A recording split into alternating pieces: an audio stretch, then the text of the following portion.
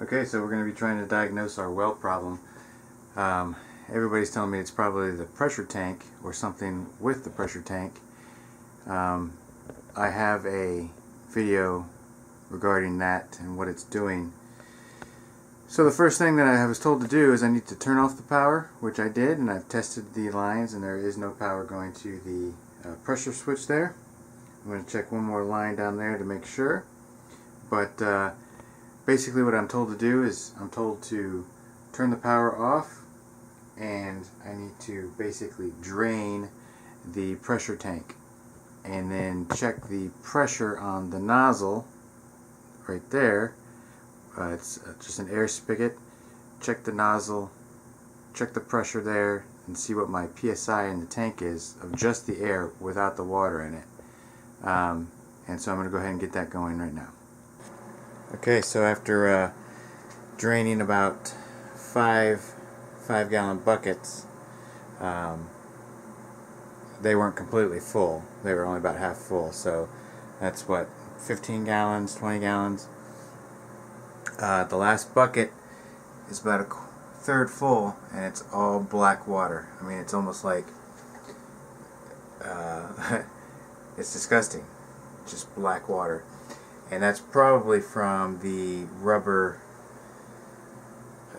gasket or whatever they call that, the bladder that's inside there. So I don't know if that means that the bladder has gone bad and is just deteriorated to the point that it's disintegrated into the water.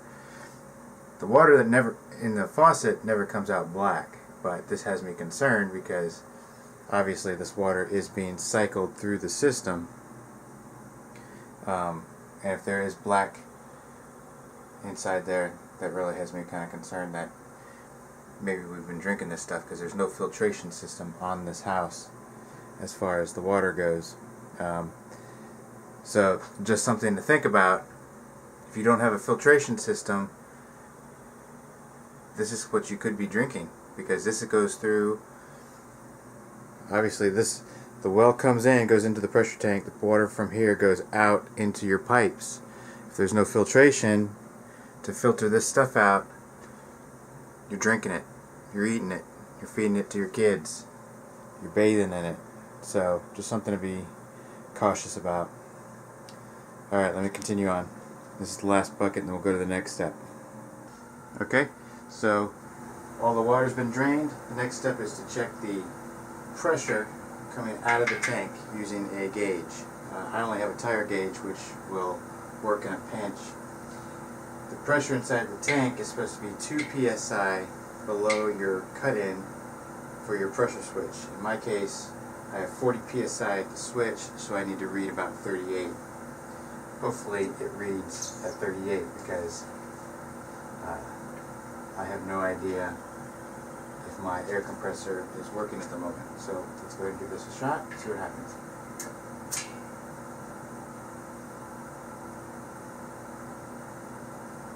So for me, it says I'm reading at 20 psi. And I don't know if that's accurate or not. So let's give that a shot again. This time it's saying 15 psi.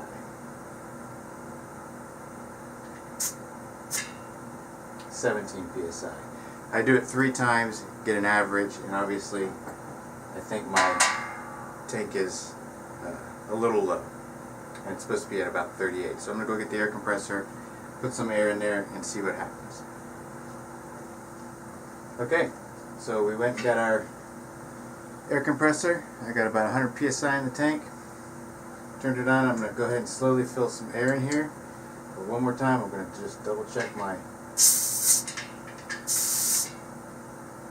Yeah, we're coming up at about 15 psi, and it needs to be at 38. So I'm going to go ahead and start filling some air in here and see what happens.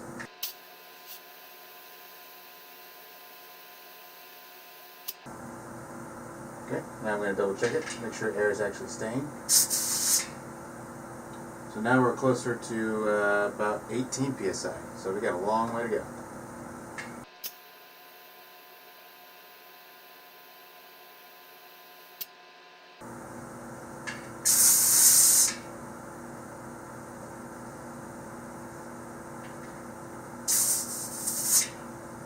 So we're at about 20.5.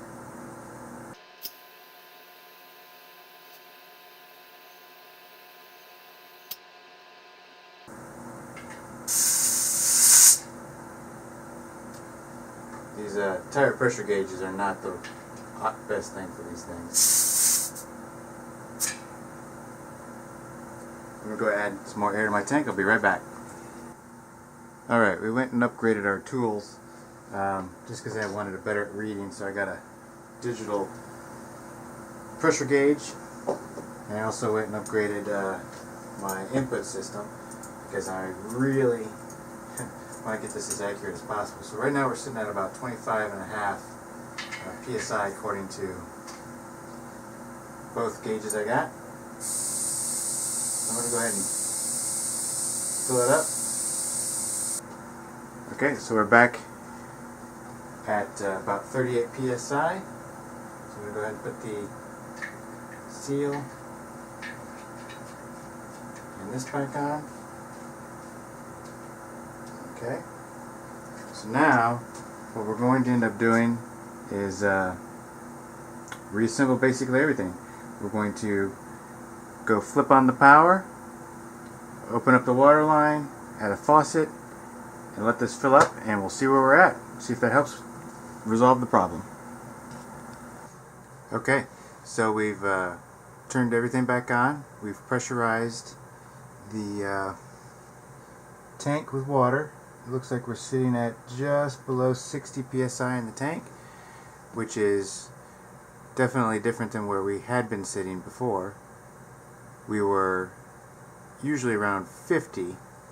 So I'm going to go run some water, and I'm going to let this record just so I can also time the amount of time that it takes to drop down to 40 psi, and then I'm going to come back and time it to see how long it takes to refill the tank so I can get my flow rate of the pump at the same time.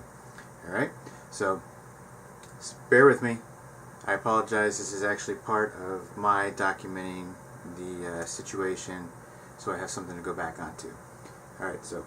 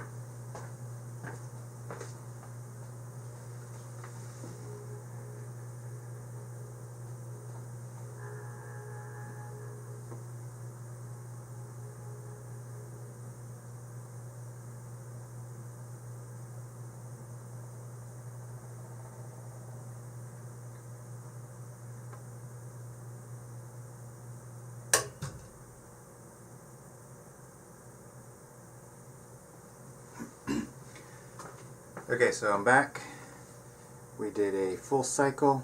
We ran water until it went down and allowed it to refill, and we timed the activation of the on and off of the pressure switch, and it came out to about 37 seconds.